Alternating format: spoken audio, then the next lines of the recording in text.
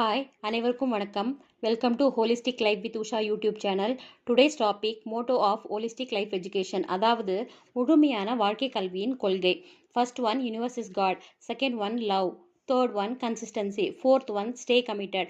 Fifth one, mind is everything. இப்போ first one, universe is God. அதாவது பிரபஞ்சமே கடவுள். பிரபஞ்சங்கிறது எல்லாத்தையும் உள்ளடக்கிய முடிவில்லாத ஒரு விரிவடைந்த அமைப்பு. பிரபஞ்சமே கடவுள். இதோட பொருள் வந்துட்டு கடவுள் இயற்கையிலிருந்து அல்லது வாழ்க்கையிலிருந்து தனியாக இல்லைன்ற அர்த்தம்.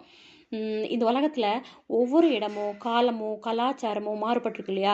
ஸோ ஒவ்வொருத்தரும் கடவுளை புரிந்து கொண்ட விதமும் வேறுபட்டிருக்கு. அதுக்கு தகுந்த மாதிரி வழிபாட்டு முறை, வழிபாட்டு இடம் எல்லாமே வேறுபட்டிருக்கு. ஒவ்வொரு மதத்தினரும் அவங்க நம்பிக்கை வெளிப்படுத்த ஒரு இடம் உருவாக்குனாங்க. அதுதான் கோவில், சர்ச், மசூதி இதெல்லாம். ஸோ இங்கே போயிட்டு பிரார்த்தனை பண்ணுறாங்க, மன அமைதி தேடுறாங்க, மனசை ஒருமுகப்படுத்துகிறாங்க, ஒரு ஒற்றுமையை வளர்க்குறாங்க. இந்த வழிபாட்டு இடங்களில் மக்கள் கடவுள் உணர்வை அனுபவிக்க உதவும் நம்புகிறாங்க. ஸோ இது ஒரு பாசிட்டிவ் வைப் இல்லையா? இதை நம்ம முன்னோர்கள் நம்ம நல்லதுக்காக செஞ்சுருக்காங்க. ஆனால் தெய்வீக தன்மை உணரணும்னா அந்த இடத்துக்கு போய் தான் உணரணுங்கிறது இல்லை. தெய்வம் ஒரு இடத்துல இல்லை, அது உணரும் மனசில் தான் இருக்குன்னு சொல்லுவாங்க இல்லையா? அதாவது வெளியிலிருந்து திரும்ப நம்ம உள்ளார போகணும். அதற்கு நம்பிக்கை ப்ளஸ் விழிப்புணர்வு தேவை.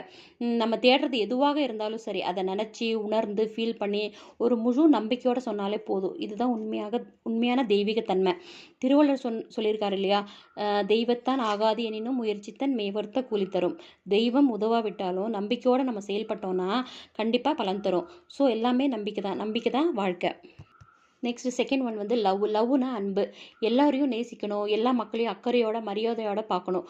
அன்போட எந்தவித டிஸ்கிரிமினேஷன் இல்லாமல், பாகுபாடு இல்லாமல், வெறுப்பு இல்லாமல் நடந்துக்கணும். ஸோ இப்படி இருந்துட்டா யாரையும் பற்றி காசிப் பேச மாட்டோம், பொறாமப்பட மாட்டோம், கம்பேர் பண்ண மாட்டோம்.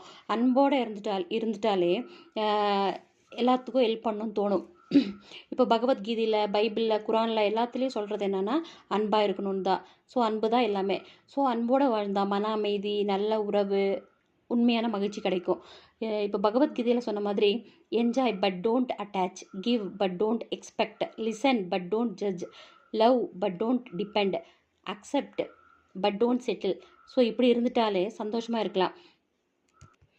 ஸோ இப்போது ஒரு கார்டனுக்கு போகிறோன்னா அங்கே ஒரு ரோஸ் இருக்கும், அழகான ஒரு ரோஸ் இருக்கும். அதை நம்ம ரசிக்கிறோம் இல்லையா? என்ன ஒரு கலரு, என்ன ஒரு ஸ்மெல்லு, என்ன ஒரு ஷேப்புன்னு சொல்லி ரசித்து அனுபவிக்கலாம். ஆனால் அதை டச் பண்ணணுன்னு நினச்சா நம்ம அவுட்டு.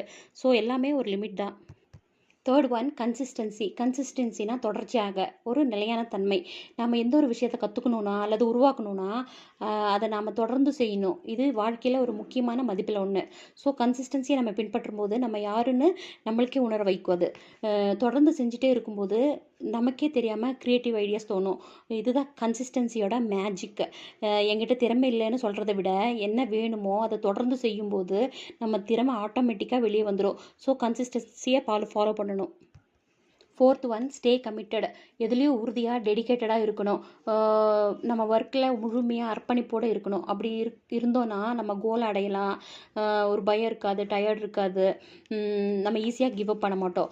இப்போது நம்ம ரிலேஷன்ஷிப்பில் உறுதியாக டெடிக்கேட்டடாக இருக்கணும்னா, அதாவது உறவை பாதுகாக்கணும்னா என்னென்னா லவ்வோட கேரிங்காகவும் இருக்கணும், கம்யூனிகேஷன் இருக்கணும், நம்பிக்கை வைக்கணும், ரெஸ்பெக்ட் இருக்கணும், பொறுமை இருக்கணும், சண்டை வந்தாலும் சரி செய்யணும். ஸோ வாழ்க்கையில் எந்த ஒரு விஷயத்தில் கமிட்டடாக இருந்தாலும் அது வந்து நம்மளுக்கு நிம்மதியோ திருப்தியோ கிடைக்கும். Fifth one mind is everything. எல்லாமே மனசு தான். அப்படின்னா நம்ம என்ன சிந்திக்கிறோமோ அதையே நம்ம ஃபீல் பண்ணுறோம், அதையே நம்ம செயல்படுத்துகிறோம், அதுவாகவே நம்ம மாறிடுறோம். ஃபார் எக்ஸாம்பிள் இப்போ பாசிட்டிவாக நினச்சா பாசிட்டிவ் தான் நடக்கும், நெகட்டிவாக நினச்சா நெகட்டிவ் தான் நடக்கும். ஸோ நல்லதையே நினைப்போம். நம்ம மனசை கட்டுப்படுத்தினாலேயே நம்ம வாழ்க்கையை ஸோ இந்த 5 மோட்டோவையும் பார்த்தாச்சு. But what controls all of this? இது எல்லாத்தையும் கண்ட்ரோல் பண்ணுறது எதுனா டிசிப்ளின் வந்து இது எல்லாத்துலேயும் இருக்குது. எப்படின்னா டிசிப்ளின் இல்லைன்னா ட்ரூ லவ் இல்லை, டிசிப்ளின் இல்லைன்னா மைண்ட் வந்து டிஸ்ட்ராக்ஷன் ஆகும், டிசிப்ளின் இல்லைன்னா கன்சிஸ்டன்சி பிரேக் ஆகும், டிசிப்ளின் இல்லைன்னா கமிட்மெண்ட் ஃபேட் ஆகும். ஸோ இது எல்லாத்தையும் தாங்கும் சக்தினா டிசிப்ளின், ஒழுக்கம். Discipline creates character. திருக்குறள் ஒழுக்கம் விழுப்பம் தரலான் ஒழுக்கம் உயிரினும் ஓம்பப்படும். ஸோ மோட்டோ பிடிச்சிருந்தா ஃபாலோ பண்ணுங்கள், லைக் பண்ணுங்கள், ஷேர் பண்ணுங்கள். நன்றி, வணக்கம், தேங்க்யூ.